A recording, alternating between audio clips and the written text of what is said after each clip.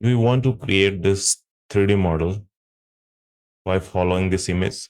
This is very difficult actually. Here you can see there is a multiple elements added here one by one to create this kind of shingle sofa. So that's very complex geometry that will very hectic to create in a 3D.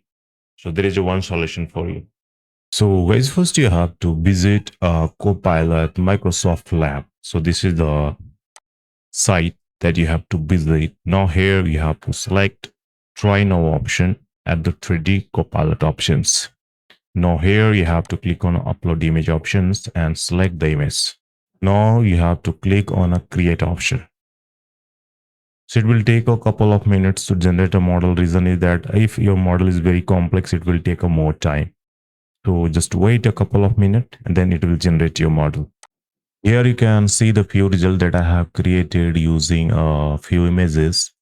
So here you can see that this is a complex cornice that I have generated using this image. This one is image and this one is a 3D that generated after this. So here you can see detailing is almost perfect, but side part is not good because this is done just imaging the first part. That's it. Okay. So this first front part is looking good. Now here you can see that our model is generated. So just to click here and here you can see the result. It's almost perfect. Here you can just drag your mouse, click and drag to rotate this model on your screen. And here is the grayscale option that you can visualize in a grayscale. And this one that you can visualize with the texture. Okay. Now here is the option to download it. So when you will click here, there is the three option that you can use to download. Like if you use a GLV, you can import directly in a SketchUp. If you want ready to use 3D printing, then you have to download STL file. So here I'm using GLB, and then here you have to just save this option over here. So now you have to go on SketchUp, click on a file, click on import option, select .glb file, then select this one, then import. Now here you can see your model is ready to use in a SketchUp.